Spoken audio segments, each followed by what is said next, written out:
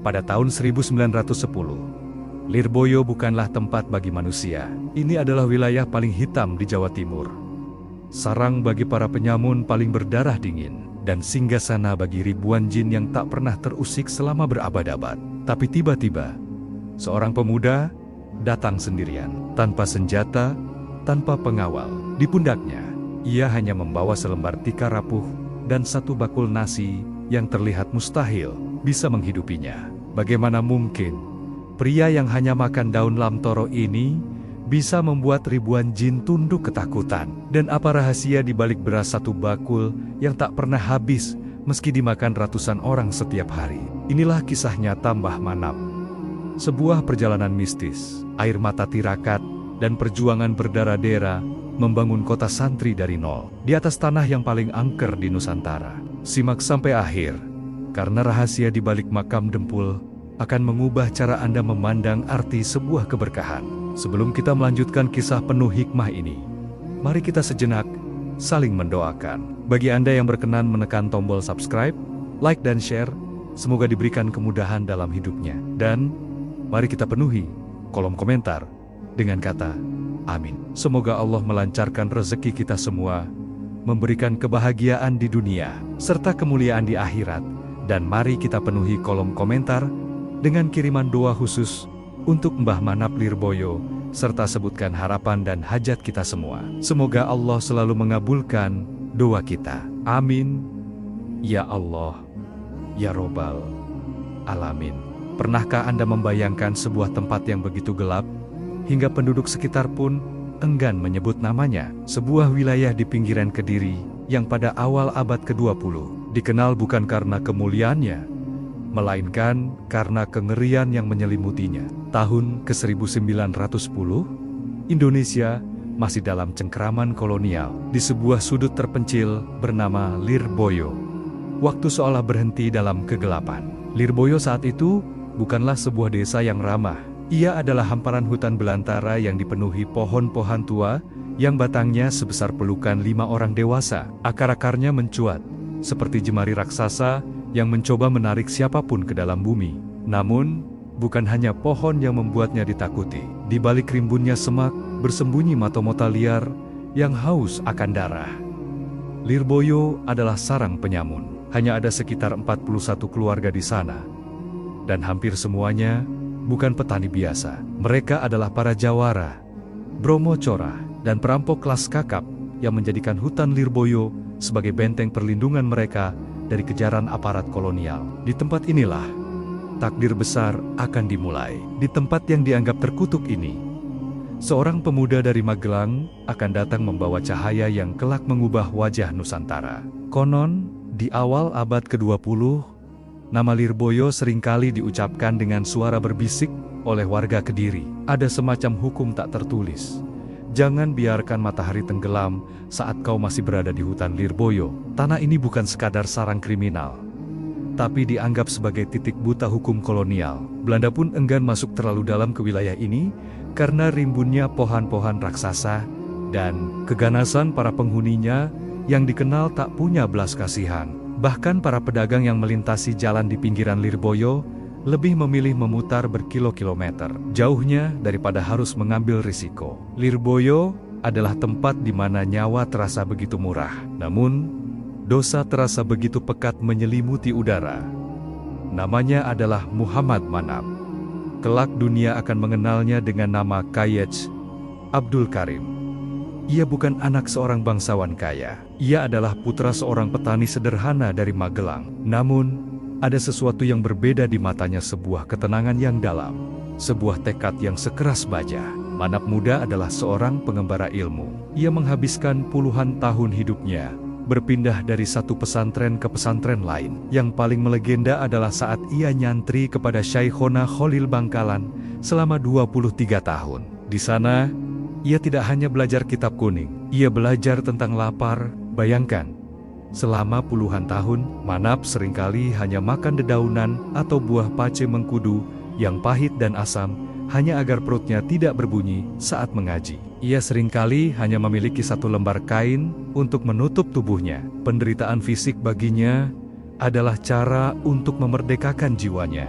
Hingga suatu hari, atas perintah gurunya, ia menetap di Banjarmelati, Kediri, dan menikahi Siti Khadijah Nyai Domroh, putri dari K.H. Sholeh. Namun, Muhammad Manap tidak diciptakan untuk hidup nyaman di rumah mertuanya. Allah memiliki rencana yang lebih besar di sebuah tanah angker bernama Lirboyo. Keteguhan Muhammad Manap tidak lahir dari kenyamanan. Di masa pengembaraannya mencari ilmu, beliau pernah berada dalam kondisi yang begitu kritis. Pernah suatu hari, saking tidak adanya pakaian yang layak, beliau terpaksa menggunakan kertis-kertis bekas untuk menambal bajunya yang robek, agar auratnya tetap tertutup saat menghadap gurunya. Beliau terbiasa dengan rasa lapar yang melilit. Pernah selama berhari-hari, beliau hanya meminum air sungai untuk mengganjal perutnya yang kosong. Namun, justru dalam kekosongan perut itulah, batinnya terisi penuh dengan cahaya Tuhan. Tirakat-tirakat ekstrim inilah yang sebenarnya menjadi modal utama beliau. Beliau tidak takut pada jin atau perampok di Lirboyo, karena beliau sudah lebih dulu menaklukkan rasa takutnya sendiri melalui penderitaan yang panjang. Suatu malam, K.H. Sholeh memanggil menantunya. Beliau berkata bahwa Lirboyo butuh dibersihkan. Sebagai seorang ulama yang mengerti rahasia langit, K.H. Sholeh tahu bahwa tanah Lirboyo memiliki aura spiritual yang sangat besar, namun tertutup oleh kepekatan dosa dan gangguan makhluk halus. Keputusan telah diambil. Muhammad Manap harus pindah ke Lirboyo. Tapi perhatikan ini, beliau tidak diantar dengan rombongan besar. Beliau tidak membawa harta benda. Bayangkan pemandangan ini.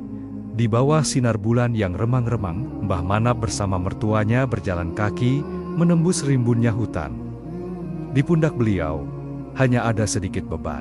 Menurut riwayat, beliau hanya membawa bekal, satu bakul nasi sederhana, satu mangkuk sayur, dan selembar tikar pandan yang sudah mulai rapuh. Itu saja.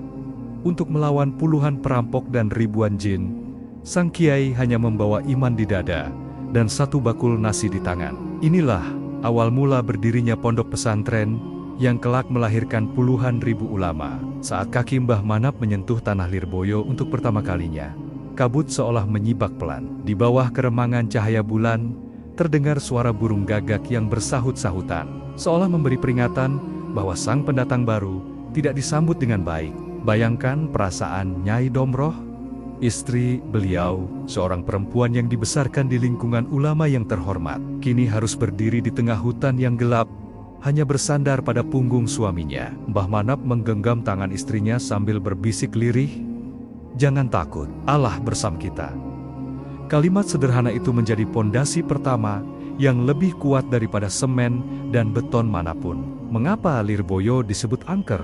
Dalam catatan sejarah tutur para santri sepuh, tanah Lirboyo memiliki bau yang sangat wangi secara alami. Dalam ilmu supranatural Jawa kuno, tanah yang baunya wangi tanpa sebab manusiawi biasanya merupakan singgasana atau kerajaan bagi bangsa jin. Konon, ada ribuan jin penunggu di sana yang merasa terusik dengan kedatangan manusia yang membawa suara azan. Setiap malam, suasana di gubuk pertama Mbah Manap sangatlah mencekam. Suara tangisan, tawa melengking, hingga penampakan sosak-sosak raksasa menjadi ujian harian bagi beliau dan istrinya. Gangguan gaib di Lirboyo bukan sekadar penampakan bayangan. Dalam sejarah tutur, seringkali saat Mbah Manap mencoba menyalakan lampu minyak, tiba-tiba ada angin kencang bertiup dari dalam tanah bukan dari luar gubuk. Suara-suara rintihan minta tolong terdengar dari bawah tempat tidur mereka yang hanya berupa tanah. Bahkan, ada riwayat yang menyebutkan bahwa pepohonan di sekitar gubuk itu seolah bisa berpindah tempat di malam hari untuk menyesatkan siapapun yang ingin keluar dari sana. Ini bukan sekadar gangguan kecil. Ini adalah perlawanan dari kerajaan kuno yang tidak ingin tahtanya digantikan oleh sajadah dan tasbih.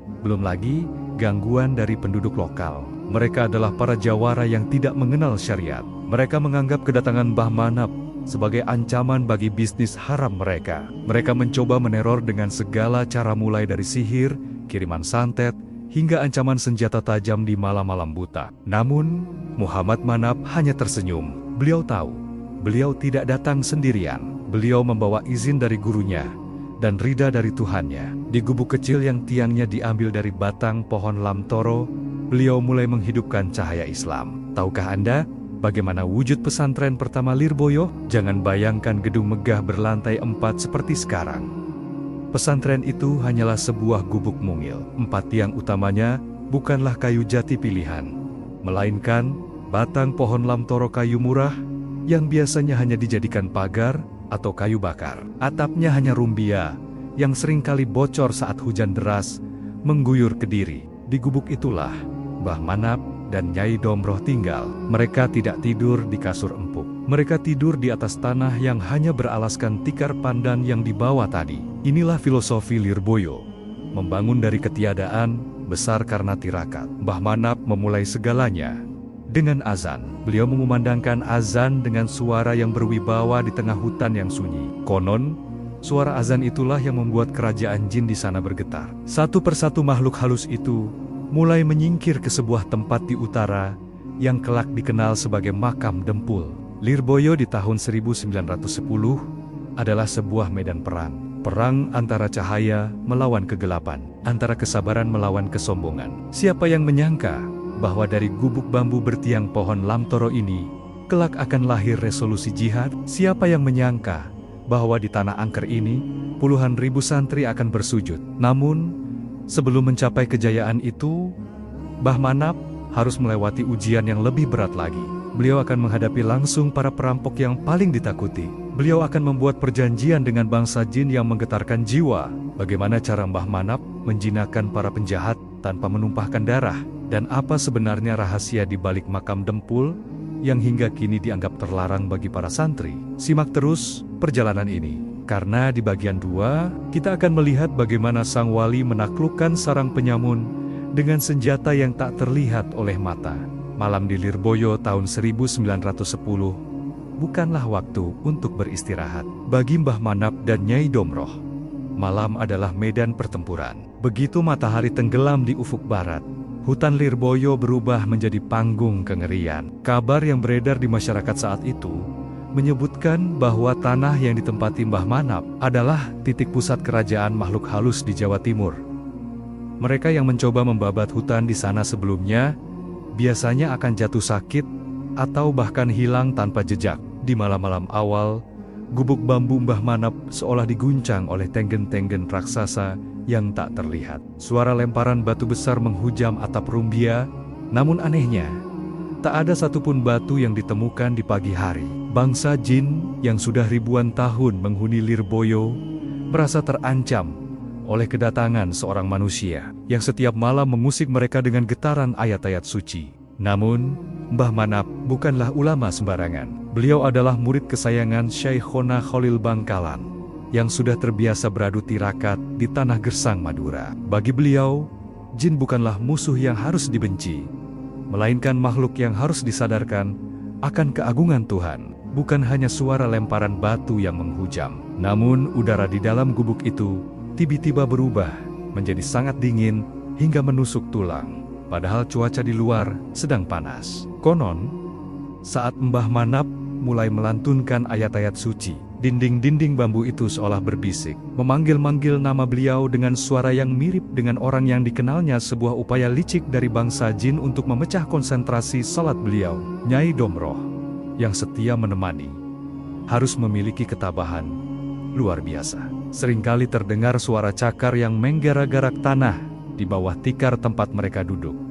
Seolah-olah ada sesuatu yang ingin menarik mereka masuk ke dalam perut bumi. Namun, setiap kali ketakutan itu muncul, Mbah Manap hanya menatap istrinya dengan senyum kecil dan berkata, "Dunia ini milik Allah, dan kita adalah tamu di buminya. Mengapa harus takut pada sesama makhluk?" Konon, dalam sebuah riwayat tutur, Mbah Manap sempat didatangi oleh sosok penunggu tanah Lirboyo dalam mimpi atau keadaan yakjo sadar. Sosok itu protes, "Mengapa engkau datang membawa cahaya yang membakar tempat tinggal kami?" Gangguan demi gangguan pun semakin hebat, mulai dari penampakan api yang terbang di sekitar pondok, hingga suara-suara tangis ribuan jiwa yang memohon agar beliau pergi. Namun, Mbah Manap hanya berzikir. Beliau menggunakan metode diam yang menghujam. Beliau tidak melawan dengan mantra-mantra pemusnah, melainkan dengan pancaran energi mahabbah, kasih sayang dan keteguhan iman yang luar biasa. Kemarahan bangsa jin di Lirboyo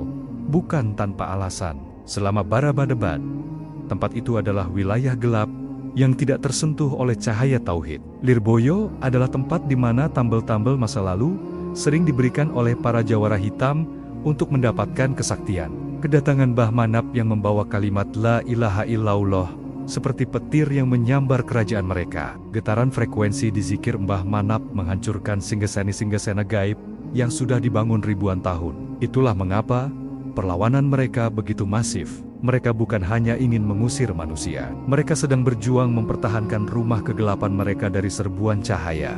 Beliau menyadari bahwa Lirboyo tidak akan pernah bisa menjadi pesantren jika penduduk gaibnya tidak ditertibkan. Maka terjadilah sebuah peristiwa yang hingga kini menjadi legenda di kalangan santri sepuh.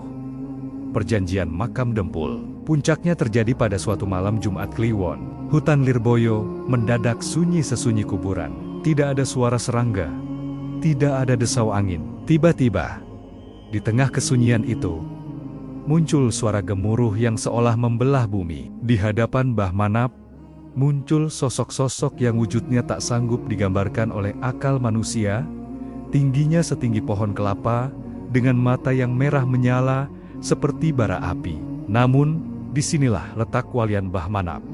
Beliau tidak mengambil senjata tajam. Beliau tidak membaca doa-doa pemusnah yang membakar. Beliau justru berdiri, memperbaiki letak sorbannya, dan mengajak pimpinan mereka berbicara layaknya seorang diplomat. Beliau menawarkan jalan tengah, sebuah perjanjian yang akan menyatukan harmoni di tanah Lirboyo tanpa harus ada pertumpahan darah gaib. Di sebelah utara pesantren, terdapat sebuah area yang kelak dikenal sebagai Makam Dempul. Tempat ini dianggap sebagai titik nol pemukiman bangsa jin di Lirboyo. Melalui mediasi spiritual yang tinggi, terjadi kesepakatan antara pihak pesantren dan para penunggu tersebut. Mbah Manap bersama mertuanya, Kiai Soleh, memberikan batasan. Para jin dipersilakan menempati area Makam Dempul dan dilarang mengganggu para santri yang sedang menuntut ilmu di area pesantren. Namun, ada sebuah syarat unik dari para jin tersebut. Mereka berkata, "Kami bersedia pindah, asalkan kami diperbolehkan ikut mendengarkan engkau mengaji."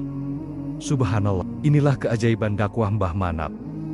Beliau tidak hanya menjadi guru bagi manusia, tapi juga bagi makhluk-makhluk tak kasat mata. Inilah alasan mengapa Makam Dempul hingga hari ini memiliki aura yang sangat berbeda. Tempat itu menjadi asrama bagi para jin yang tunduk pada aturan syariat yang dibawa oleh sang kiai. Sampai detik ini, ada sebuah peraturan tak tertulis yang sangat dihormati oleh puluhan ribu santri Lirboyo, dilarang masuk ke area Makam Dempul tanpa izin atau tanpa adab yang benar, terutama di waktu-waktu tertentu. Bagi masyarakat luar, ini mungkin terdengar mistis. Namun bagi orang pesantren, ini adalah bentuk penghormatan terhadap perjanjian lama. Makam Dempul adalah bukti bahwa Mbah Manap berhasil menyulap tempat paling angker menjadi tempat yang penuh kedamaian. Namun, apakah setelah jin-jin itu menyingkir, perjuangan selesai? Tidak.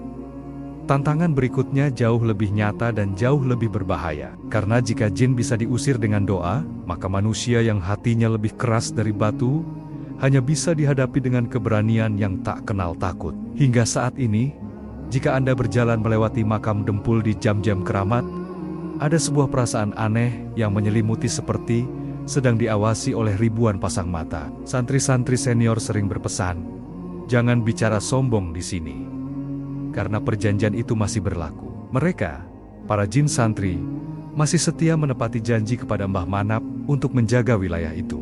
Keberadaan mereka kini bukan lagi sebagai pengganggu, melainkan sebagai saksi bisu betapa hebatnya karomah seorang ulama yang mampu mendamaikan dua alam yang berbeda. Penduduk asli Lirboyo saat itu, yang mayoritas adalah para penyamun dan jawara sakti, mulai geram. Mereka melihat jin-jin yang biasanya mereka takuti saja bisa tunduk pada Mbah Manap.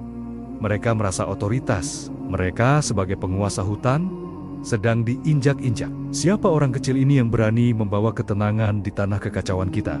Batin mereka mulai menyusun rencana. Bukan lagi sekadar menekat-nakuti, tapi benar-benar ingin melenyapkan Mbah Manap dari Lirboyo. Mereka tidak tahu bahwa pemuda yang mereka anggap lemah ini baru saja menyelesaikan ujian melawan ribuan jin. Menghadapi manusia bagi Mbah Manap hanyalah bagian kecil dari sebuah perjuangan besar.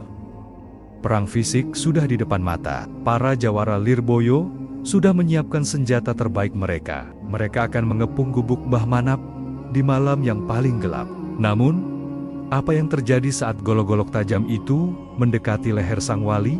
Mengapa para perampok yang paling beringas sekalipun justru jatuh berlutut di bawah kaki Mbah Manap? Dan benarkah ada rahasia di balik satu bakul nasi yang dibawa Mbah Manap yang membuat para jawara ini tidak berdaya secara metafisika? Jangan lewatkan bagian 3, di mana kita akan menyaksikan bagaimana kelembutan akhlak Mbah Manap menaklukkan para singa hutan Lirboyo dan mengubah mereka menjadi santri-santri yang paling setia.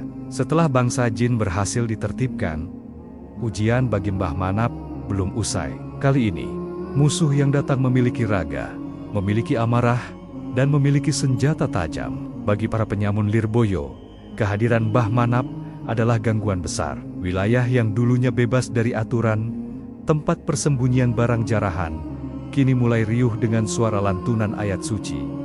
Mereka murka. Malam itu, di bawah gelapnya hutan yang pekat, belasan jawara paling beringas di Lirboyo bersepakat. Malam ini, orang dari Magelang itu harus pergi, atau nyawanya habis di sini. Mereka mengepung gubuk bambu bertiang lamtoro itu. Dari celah-celah dinding bambu yang renggang, mereka bisa melihat bayangan Mbah Manap yang sedang bersujud dalam salat malamnya. Tak ada penjaga, tak ada barisan pengawal bersenjata, hanya seorang pria sendirian di tengah hutan yang dikepung maut.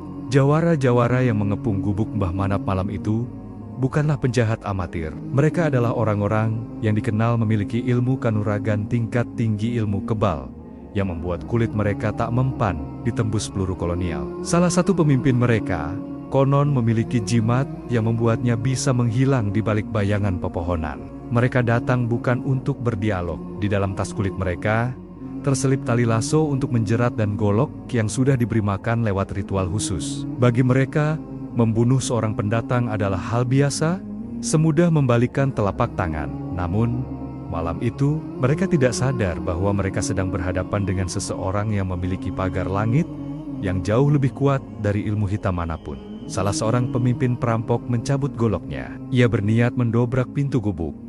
Namun, keajaiban pertama terjadi. Begitu tangannya menyentuh kayu pintu, sekujur tubuhnya bergetar hebat. Ia merasa seolah-olah seluruh hutan Lirboyo ikut mengawasi gerakannya. Mbah Manap tidak terbangun dari sujudnya. Beliau tidak lari ketakutan. Ketenangan yang beliau tunjukkan justru menjadi senjata paling mematikan bagi nyali para perampok tersebut. Dalam dunia persilatan, ada pepatah, orang yang paling ditakuti bukanlah orang yang memegang pedang, melainkan orang yang sudah tidak takut mati. Para perampok itu saling pandang. Mereka yang biasanya dengan mudah menebas leher korban, kini tangannya gemetar hebat, hanya untuk membuka pintu sebuah gubuk tua. Ada hawa yang tidak terlihat, sebuah pagar spiritual yang melindungi kediaman sang wali. Seorang saksi sejarah menceritakan bahwa ketika salah satu perampok mencoba melompat ke arah teras gubuk, langkahnya tiba-tiba terhenti secara mendadak. Seolah-olah ia menabrak dinding kaca yang sangat tebal. Kakinya terpaku ke bumi, dan tangannya yang memegang parang mendadak lemas tanpa tenaga. Udara di sekitar gubuk Mbah Manap terasa sangat berat bagi mereka yang berniat jahat. Dalam jarak beberapa meter, para jawara itu mulai merasakan sesak napas yang luar biasa. Semakin besar kemarahan yang mereka bawa, semakin besar tekanan yang mereka rasakan. Mereka melihat Mbah Manap tetap tenang dalam zikirnya. Namun di mata mereka, sosok Mbah Manap seolah-olah membesar menjadi raksasa yang menyentuh awan, memancarkan wibawa yang meruntuhkan segala keberanian mereka. Akhirnya, Mbah Manap menyelesaikan doanya dan membuka pintu. Beliau melihat belasan pria dengan senjata terhunus di depan matanya. "Apa yang Anda lakukan jika berada di posisi beliau?" berteriak minta tolong. Mengambil parang, tidak bagi Mbah Manap. Beliau justru menyapa mereka dengan sangat sopan, seolah-olah menyambut tamu agung yang datang berkunjung. Beliau bertanya dengan nada lembut, "Ada perlu apa, bapak-bapak sekalian, datang malam-malam begini?" Salah seorang jawara yang paling disegani, yang konon memiliki ilmu kebal, maju ke depan. Suaranya lantang, namun ada nada keraguan yang terselip. "Pergi dari sini, tanah ini bukan milikmu. Jangan bawa agama ke sini, atau kami akan menghancurkan segalanya." Mbah Manap hanya tersenyum tipis. Beliau tidak mendebat. Beliau mengajak mereka bicara layaknya seorang ayah bicara pada anaknya yang sedang marah. Beliau menunjukkan satu hal yang tidak dimiliki para perampok itu: kasih sayang. Mbah Manap menatap pemimpin perampok itu tepat di matanya. Tanpa rasa takut sedikit pun, beliau berkata dengan suara yang sangat rendah, namun menggetarkan, "Bapak-bapak sekalian, apakah tangan yang Allah ciptakan untuk menolong sesama ini benar-benar ingin kalian gunakan untuk menumpahkan darah orang yang tidak pernah memusuhi kalian?" Seketika, suasana menjadi hening. Pertanyaan itu seperti anak panah yang meluncur tepat sasaran ke titik paling lunak di hati para jawara tersebut. Mereka yang selama puluhan tahun hanya mendengar cacian dan perintah untuk membunuh, kini mendengar suara yang begitu tulus memanggil martabat kemanusiaan mereka. Pemimpin perampok itu terdiam. Goloknya yang tadi terhunus perlahan-lahan mulai turun, ujungnya menyentuh tanah. Pertanda harga dirinya sebagai penjahat baru saja runtuh di hadapan seorang ulama. Mbah Manap tahu, para perampok ini bertindak kasar karena mereka tidak pernah mengenal cinta. Mereka hidup dalam kekerasan, karena itulah satu-satunya cara mereka bertahan hidup di hutan yang kejam. Beliau mulai mengajak mereka berbicara tentang kehidupan, tentang masa depan anak-anak mereka, dan tentang ketenangan yang sebenarnya. Karomah Mbah Manap yang paling besar bukanlah bisa terbang atau menghilang, melainkan karomah akhlak. Kata-kata yang keluar dari lisan beliau meresap masuk ke dalam pori-pori hati para jawara yang keras itu. Malam itu, sesuatu yang mustahil terjadi. Belasan perampok yang tadinya datang untuk membunuh, pulang dengan air mata yang membasahi pipi. Mereka melihat cahaya yang selama ini mereka cari di tengah kegelapan dosa mereka. Mereka menyadari bahwa pria yang tinggal di gubuk bambu ini bukanlah ancaman, melainkan penyelamat bagi nasib mereka yang malang. Inilah awal mula keajaiban Lirboyo. Penduduk yang tadinya memusuhi, kini berbalik menjadi pembela. Beberapa dari mantan perampok itu memutuskan untuk meletakkan golok mereka selamanya dan menggantinya dengan kitab suci. Mereka menjadi santri-santri pertama Mbah Manap. Mereka yang dulunya ahli dalam menebas nyawa, kini belajar bagaimana cara bersujud kepada Sang Pencipta. Transformasi sarang penyamun menjadi kota santri dimulai dari titik ini. Lirboyo mulai harum namanya, bukan lagi karena bau darah jarahan, melainkan karena bau harum ilmu dan ketaatan. Berita ini menyebar ke seluruh pelosok Kediri. Ada seorang ulama sakti di Lirboyo yang bisa menaklukkan begal tanpa senjata.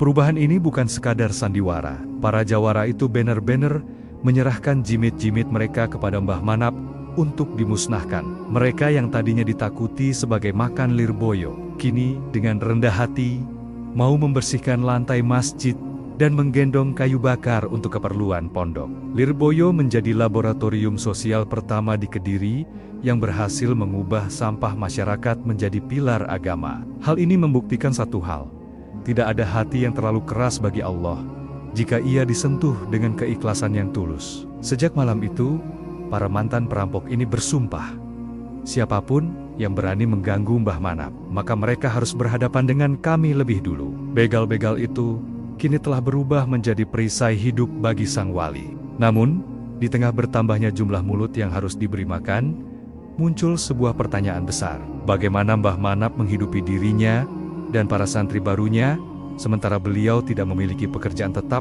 atau harta benda? Inilah saatnya kita membahas sebuah keajaiban yang hingga kini masih sering diceritakan di sadit-sadit kamar pesantren, tentang sebuah bakul nasi yang isinya tidak pernah berkurang, padahal dimakan oleh banyak orang setiap harinya.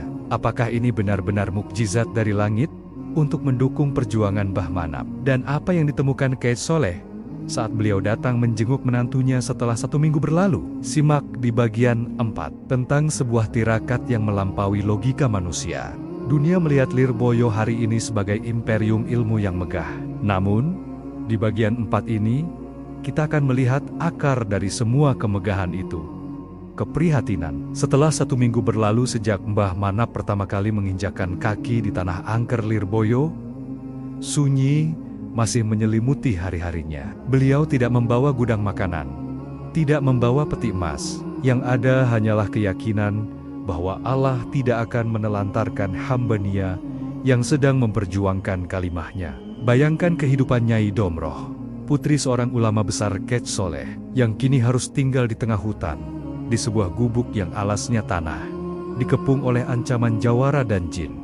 Namun, disinilah keajaiban itu mulai menampakkan dirinya, bukan dalam bentuk hujan emas, melainkan dalam bentuk keberkahan pada makanan yang paling sederhana. Seringkali, di tengah malam yang dingin, saat angin hutan menembus sela-sela dinding bambu, Nyai Domroh terbangun hanya untuk mendapati bahwa suaminya masih bersujud. Tidak ada suara keluhan dari bibir perempuan mulia ini. Namun, secara manusiawi, ada rasa getir yang muncul saat ia melihat ke arah bakul beras yang kian menipis. Bayangkan, seorang putri kiai besar yang terbiasa hidup berkecukupan di Banjarmelati, kini harus berhadapan dengan kenyataan bahwa hari esok adalah misteri. Namun, setiap kali ia memandang wajah Mbah Manap yang begitu tenang, kekhawatirannya luruh. Ia menyadari bahwa ia tidak sedang mendampingi seorang pria biasa, melainkan sedang mendampingi seorang pejuang yang sedang menaruh seluruh hidupnya di tangan Tuhan. Rasa rindu dan khawatir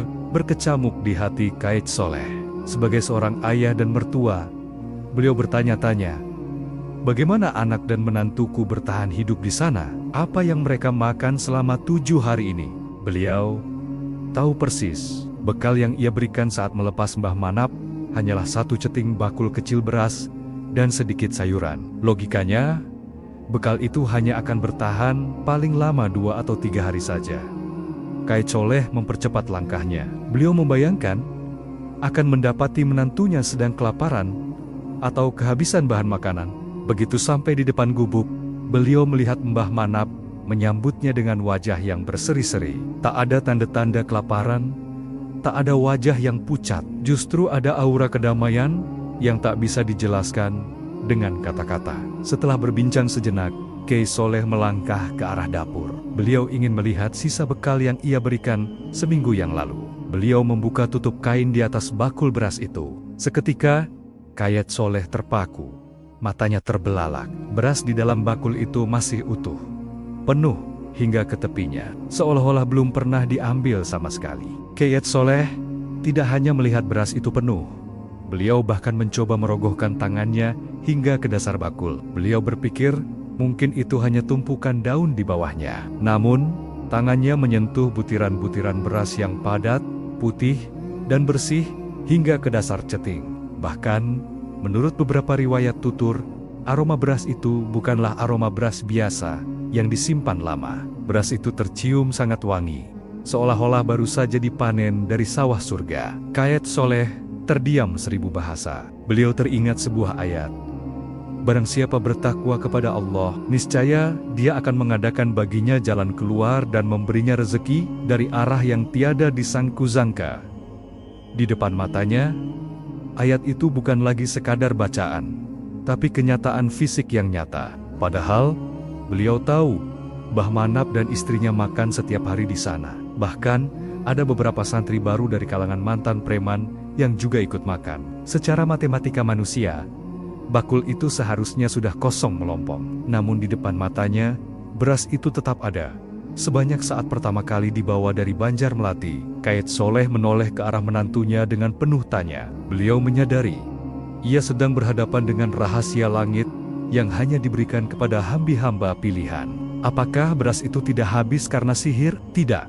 Rahasianya terletak pada tirakat. Konon, selama tinggal di Lirboyo, Mbah Manap sangat menjaga makanan yang masuk ke perutnya. Beliau lebih sering memakan dedaunan dari pohon lamtoro atau tanaman liar di sekitar hutan daripada mengambil beras di bakul itu. Beliau ingin beras tersebut cukup untuk istri dan santri-santrinya. Inilah zuhud yang sesungguhnya. Mbah Manap mematikan keinginan nafsunya demi menghidupkan jiwa orang lain. Keberkahan beras yang tidak habis itu adalah balasan dari Allah atas ketulusan beliau. Allah mencukupkan bekal mereka karena Mbah Manap telah mencukupkan dirinya hanya dengan ridha Allah. Melihat hal itu, Kec Soleh menangis haru. Beliau yakin sesungguhnya Lirboyo bukan lagi sekadar hutan, melainkan tanah yang diberkahi. Beliau berkata dalam hatinya, Lirboyo kelak akan menjadi samudera ilmu yang tak akan pernah kering. Rahasia yang lebih menyayat hati adalah, Mbah Manap seringkali membohongi perutnya sendiri. Beliau akan berkata kepada istrinya dan para santrinya, bahwa beliau sudah kenyang. Padahal beliau hanya meminum segelas air putih, dan mengunyah beberapa lembar daun lamtoro yang pahit. Tubuh beliau kian kurus, tulang pipinya kian menonjol, namun sorot matanya kian tajam dan bercahaya. Beliau tidak ingin mengambil jatah beras yang ada di bakul itu, karena beliau merasa beras itu adalah amanah untuk menghidupi mereka yang sedang belajar agama. Karomah beras yang tidak pernah habis itu sebenarnya adalah buah dari kerelaan seorang guru untuk mati lapar demi membiarkan murid-muridnya tetap hidup. Di tengah keterbatasan itu, aktivitas mengaji tidak pernah berhenti. Mbah Manap mengajar dengan energi yang seolah tak terbatas. Para santri yang awalnya datang karena rasa takut, kini bertahan karena rasa cinta. Suatu ketika, saat sedang membacakan kitab di depan para santri, suara Mbah Manap mendadak mengecil. Beliau terlihat sangat lemas. Salah seorang santri yang merupakan mantan perampok merasa sangat sedih melihat gurunya. Ia menawarkan makanan hasil buruannya. Namun, Mbah Manap menolak dengan halus jika ia meragukan kehalalannya. Dalam kondisi yang sangat lemah itu, Mbah Manap tetap memaksa tubuhnya untuk tegak. Beliau berkata, "Ruh ini tidak butuh nasi. Ia butuh ilmu." Semangat yang meledak-ledak di dalam tubuh yang ringkih itulah yang membuat para santri menangis. Mereka menyadari bahwa ilmu yang mereka terima bukan sekadar hafalan, melainkan tetesan air mata dan pengorbanan nyawa dari sang guru. Mereka melihat sang guru tidak pernah mengeluh. Mereka melihat sang guru tetap tersenyum, meskipun hanya makan seadanya. Dari sinilah lahir mentalitas santri Lirboyo, kuat dalam tirakat, tajam dalam berpikir. Beras satu bakul itu menjadi simbol bahwa di tangan seorang kekasih Allah, sedikit bisa menjadi banyak, dan yang mustahil bisa menjadi nyata. Lirboyo mulai bertransformasi. Kabar tentang beras yang tak pernah habis ini menyebar, membuat semakin banyak pencari kebenaran datang menuju hutan itu. Karomah bekal yang tak habis hanyalah awal. Kini, jumlah santri bukan lagi hitungan jari, melainkan puluhan, dan mulai menyentuh angka ratusan. Lirboyo yang dulunya sunyi kini mulai riuh dengan suara lantunan Alfiah Ibnu Malik dan bait-bait suci Al-Quran. Namun, pertumbuhan ini mengundang perhatian yang lebih luas. Bukan lagi perampok lokal, tapi sistem yang lebih besar akan menguji keteguhan Lirboyo. Bagaimana Mbah Manap mengelola ratusan nyawa di tengah hutan dengan manajemen yang hanya mengandalkan tawakal. Dan apa yang terjadi ketika Lirboyo mulai dikenal sebagai benteng pertahanan Islam yang membuat penjajah mulai merasa terancam. Simak di bagian 5 tentang transformasi dahsyat Lirboyo dari sebuah gubuk bambu menjadi pusat peradaban santri yang menggetarkan Nusantara.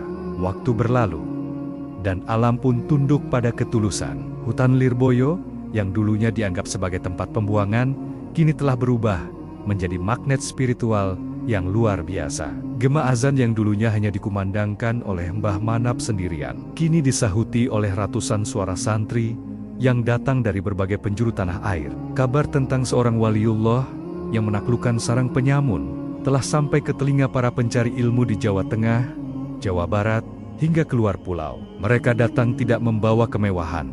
Mereka datang dengan satu tujuan, ingin mencicipi barokah dan ilmu dari sang kiai yang hidupnya penuh dengan tirakat. Lirboyo bukan lagi sekadar nama hutan. Ia telah menjelma menjadi kota santri yang tumbuh secara organik di atas tanah yang dulunya angker. Jalan setapak yang dulunya tertutup semak berduri, kini berubah menjadi jalan yang ramai dilewati koki-koki para pencari Tuhan. Mereka datang dari tanah Pasundan, dari pesisir Madura, hingga dari pedalaman Sumatera. Ada yang datang dengan berjalan kaki berbulan-bulan, ada yang hanya membawa satu kain sarung di pundak. Lirboyo bukan lagi sebuah titik di peta Kediri. Ia telah menjadi harapan bagi bangsa yang sedang dijajah. Fenomena ini membuat heran para sosiolog masa itu. Bagaimana mungkin sebuah tempat yang tidak memiliki iklan, tidak memiliki akses jalan yang layak, bisa menarik ribuan anak muda untuk datang dan rela hidup dalam keprihatinan? Jawabannya hanya satu.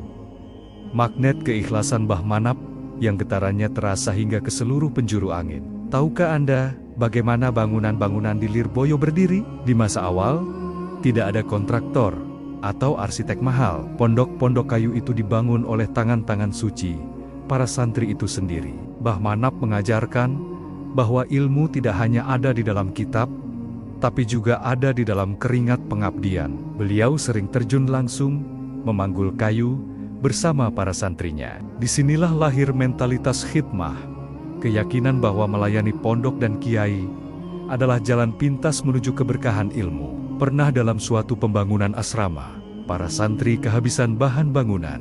Mbah Manap tidak meminta sumbangan kepada Belanda atau orang kaya. Beliau justru mengajak santrinya untuk melakukan tirakat kerja. Beliau berkata, "Setiap paku yang kalian tancapkan, bacalah solawat. Setiap kayu yang kalian panggul, bacalah istighfar." Maka, bangunan-bangunan di Lirboyo tidak hanya berdiri dengan semen dan kayu, tapi diperkuat dengan jutaan zikir. Inilah alasan mengapa bangunan tua di Lirboyo memiliki aura yang menenangkan. Setiap jengkal temboknya adalah saksi bisu dari pengabdian fisik yang dibalut dengan kekuatan batin. Lirboyo sedang membangun peradaban, bukan sekadar membangun gedung. Para santri tidak hanya belajar nahwu dan syorof di pagi hari, tapi mereka belajar membangun peradaban di siang hari. Gubuk bertiang lamtoro itu perlahan digantikan oleh bangunan kayu jati yang kokoh. Namun, meskipun fisik pondok semakin besar, satu hal tetap tidak berubah: kesederhanaan Mbah Manap. Seiring dengan bertambahnya jumlah santri yang mencapai angka ratusan, muncul tantangan baru. Bagaimana memberi makan mereka semua? Disinilah kita melihat keajaiban sistem ekonomi pesantren. Lirboyo tidak pernah mematok biaya mahal. Prinsip Mbah Manap sangat jelas. Jangan sampai anak orang miskin tidak bisa mengaji hanya karena tidak punya biaya. Beliau mengelola pesantren dengan manajemen tawakal. Sawah-sawah di sekitar pondok yang dulu digarap oleh para jawara, kini diwakafkan dan digarap oleh para santri. Hasil bumi itu dikelola untuk kepentingan bersama. Keberkahan bakul nasi di masa awal seolah meluas menjadi keberkahan seluruh lumbung pondok. Tak ada santri yang kelaparan, karena di Lirboyo, satu piring dibagi bersama, satu penderitaan dipikul bersama. Namun, pertumbuhan Lirboyo yang pesat mulai membuat pihak kolonial Belanda merasa tidak nyaman. Bagi penjajah, kerumunan ribuan orang yang patuh pada satu perintah kiai adalah ancaman nyata. Mereka tahu sejarah pemberontakan di Nusantara selalu dimulai dari balik tembok pesantren. Intelijen Belanda mulai mengawasi Lirboyo. Mereka mencoba menkari-kari kesalahan, namun mereka tidak menemukan senjata api di sana. Mereka hanya menemukan ribuan pemuda yang memegang kitab. Mereka tidak sadar bahwa senjata yang paling berbahaya bagi penjajah adalah kesadaran akan kemerdekaan jiwa yang ditanamkan oleh Mbah Manap. Seringkali, intelijen Belanda yang menyamar sebagai pedagang atau pengemis mencoba menyusup ke dalam lingkaran santri. Mereka ingin mencari bukti bahwa Mbah Manap sedang melatih militer. Namun, mereka dibuat bingung. Mereka hanya melihat ribuan santri yang duduk bersila, mengayunkan badan sambil menghafal kitab suci. Namun, Belanda tidak mengerti satu hal di balik kelembutan suara santri yang mengaji. Mbah Manap sedang menanamkan bom waktu bagi penjajahan. Beliau mengajarkan bahwa kemerdekaan sejati dimulai dari memerdekakan pikiran dari rasa takut kepada sesama manusia. Inilah militerisme batin yang jauh lebih ditakuti penjajah daripada senjata api. Di Lirboyo, setiap santri adalah bom syahid bagi kezaliman, yang hanya tinggal menunggu waktu untuk meledak dalam perlawanan nyata. Mbah Manap mengajarkan bahwa seorang muslim tidak boleh tunduk pada siapapun kecuali Allah. Inilah yang membuat santri Lirboyo memiliki keberanian yang luar biasa. Di bawah kepemimpinan Mbah Manap, dan kelak dilanjutkan oleh manantu-manantu beliau, seperti K.H. Mahrus Ali, Lirboyo akan menjadi pusat komando perjuangan fisik yang menggetarkan dunia. Transformasi terbesar Lirboyo bukan pada bangunannya, tapi pada manusianya. 41 keluarga perampok yang dulu menghuni tanah Lirboyo telah berubah total. Keturunan mereka bukan lagi mewarisi golok jarahan, melainkan mewarisi tasbih dan kitab suci. Wilayah yang dulu dikenal sebagai lubang hitam Kediri, kini menjadi pusat cahaya. Lirboyo telah berhasil melakukan apa yang tidak bisa dilakukan oleh hukum kolonial sekalipun. Mengubah hati manusia. Mbah Manap telah membuktikan bahwa tanah yang paling angker dan paling gelap sekalipun, jika disiram dengan air mata tirakat dan cahaya ilmu, akan tumbuh menjadi taman surga yang harum mewangi. Keajaiban Lirboyo juga merembet ke ekonomi warga sekitar. Wilayah yang dulunya kering dan penuh kejahatan, kini berubah menjadi pusat perdagangan yang berkah. Warung-warung kecil mulai tumbuh, sawi-sawah mulai subur. Dan yang paling mengharukan, tidak ada lagi suara teriakan korban perampokan, berganti dengan suara syahdu lantunan puji-pujian sebelum subuh dari masyala-masyala warga. Mbah Manap telah membuktikan teori bahwa perubahan sebuah bangsa tidak dimulai dari kursi kekuasaan, melainkan dari sebuah gubuk di tengah hutan yang memancarkan kejujuran. Lirboyo telah menjadi jantung yang memompa darah kebaikan ke seluruh nadi masyarakat Kediri. Dari sebuah gubuk bambu bertiang lamtoro, kini Lirboyo telah berdiri tegak selama lebih dari 1 abad. Dari 1 bakul nasi, kini ia memberi makan rohani puluhan ribu jiwa setiap harinya. Namun, di balik semua kemegahan ini, ada satu rahasia terakhir yang jarang dibahas. Sebuah pesan rahasia dari Mbah Manap tentang bagaimana menjaga agar api keikhlasan ini tidak pernah padam. Bagaimana akhir perjalanan hidup sang wali, dan apa warisan terbesar beliau yang hingga hari ini masih menjaga kedaulatan moral bangsa Indonesia. Simak di bagian terakhir, bagian 6, penutup dari perjalanan sang penakluk tanah angker, Muhammad Manap. Waktu adalah saksi bisu atas segala perjuangan. Muhammad Manap, pemuda yang dulu datang ke hutan Lirboyo hanya dengan selembar tikar, kini telah menjadi sosok ayah bagi ribuan jiwa. Rambutnya telah memutih, tubuhnya telah menua. Namun pancaran ketenangan di matanya tidak pernah pudar sedikit pun. Hingga masa senjanya, Mbah Manap tidak pernah berubah. Beliau tetaplah sosok yang sangat sederhana, yang lebih suka duduk di lantai bersama santrinya daripada di singgasana kemegahan. Beliau telah menunaikan tugasnya, mengubah tanah angker menjadi tanah suci, mengubah perampok menjadi santri, dan membangun benteng ilmu yang tak tergoyahkan oleh zaman. Meski ribuan santri sudah mencium tangannya setiap hari, Mbah Manap tetaplah pria yang sama dengan pemuda yang dulu membabat hutan Lirboyo. Beliau seringkali terlihat masih mau memperbaiki sendiri genteng pondok yang bocor, atau menyapu pelataran masjid saat santri-santrinya sedang beristirahat. Pernah suatu ketika, seorang tamu kaya datang membawa sekarung harta untuk disumbangkan. Mbah Manap hanya menatapnya dengan lembut dan berkata, "Bawa kembali hartamu, gunakan untuk keluargamu." Lirboyo tidak butuh emas. Lirboyo hanya butuh keikhlasan.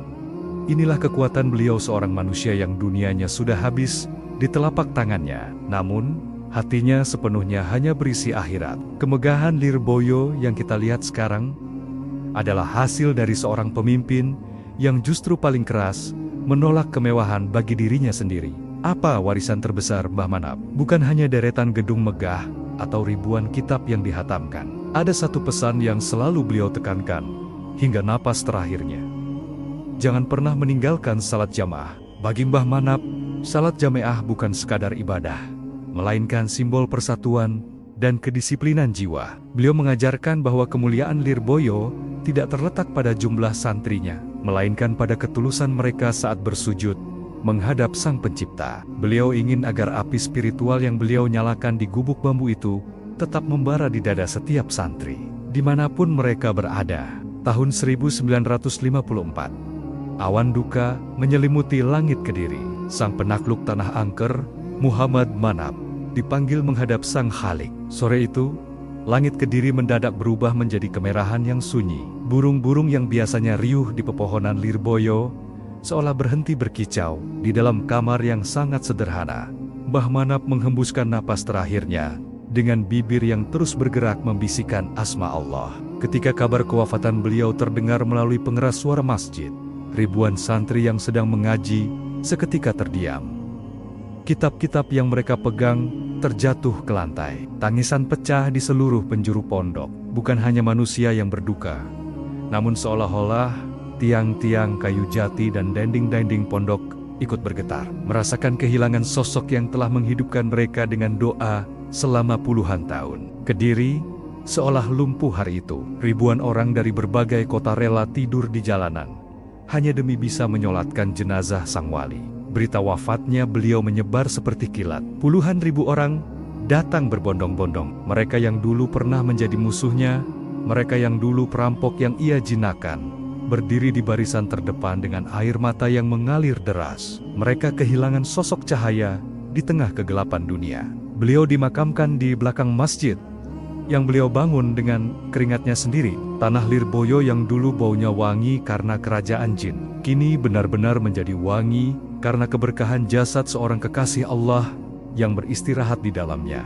Ajaibnya, meski Mbah Manap telah tiada secara fisik, Lirboyo justru semakin meledak jumlah santrinya. Seolah-olah wafatnya beliau adalah cara Allah untuk menyebarkan barokahnya ke seluruh penjuru dunia. Makam beliau di belakang masjid kini telah menjadi samudra bagi mereka yang sedang kehausan ruhani. Peziarah datang silih berganti selama 24 jam tanpa henti. Dari pejabat hingga rakyat jelata, semua tertunduk di sana. Banyak yang bercerita bahwa setelah berziarah dan tawasul di makam Mbah Manap, hati yang tadinya keras menjadi lembut, dan masalah yang tadinya buntu menjadi terbuka. Ini adalah bukti bahwa seorang ulama sejati tidak pernah benar-benar mati. Ia hanya berpindah tempat untuk terus memberikan manfaat dari alam yang berbeda. Lihatlah, Lirboyo hari ini. Dari satu orang Muhammad Manap, kini telah lahir ratusan ribu alumni yang tersebar di seluruh pelosok bumi. Mereka menjadi kiai, menjadi menteri, menjadi pejuang, dan menjadi pilar-pilar moral bangsa Indonesia. Gubuk bertiang lamtoro itu mungkin sudah tidak ada, digantikan oleh gudung-gedang beton yang kokoh. Namun, ruh dari gubuk itu masih ada di sini. Keikhlasan Mbah Manap tetap mengalir di setiap bait kitab yang dibaca, di setiap sujud santri yang berdoa, dan di setiap kedamaian yang dirasakan oleh siapapun yang menginjakan kaki di tanah ini. Lirboyo adalah bukti nyata bahwa kekuatan iman jauh lebih tajam daripada golok perampok, dan ketulusan satu orang sanggup mengubah takdir sebuah wilayah untuk selamanya. Kisah Mbah Manap dan Lirboyo mengajarkan kita satu hal.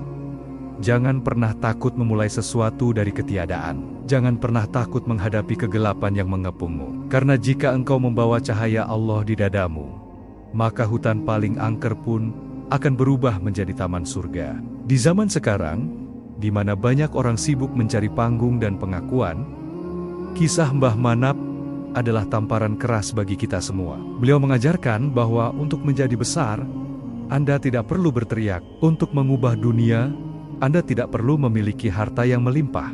Cukup mulailah dengan membersihkan niat di dalam gubuk hatimu sendiri. Taklukkan jin kesombonganmu, usir perampok nafsumu, dan tanamlah benih kebaikan meski hanya sebesar 1 butir beras. Jika niatmu tulus, maka Allah lah yang akan membesarkan namamu, membangun istanamu, dan mengabadikan warisanmu hingga akhir zaman. Mbah Manap telah menyelesaikan tugasnya. Sekarang, giliran kita. Apa hutan yang sedang Anda hadapi hari ini? Dan seberapa kuat iman yang Anda bawa untuk menaklukkannya? Terima kasih telah menyimak perjalanan suci ini hingga akhir. Jika kisah Mbah Manap Lirboyo ini menggetarkan hati Anda, silakan bagikan video ini agar semakin banyak jiwa yang mendapatkan keteduhan. Jangan lupa untuk menonton wejangan tokoh-tokoh besar lainnya di kanal ini. Mari kita terus menjaga api sejarah ulama tetap menyala. Wallahu alam bishawab.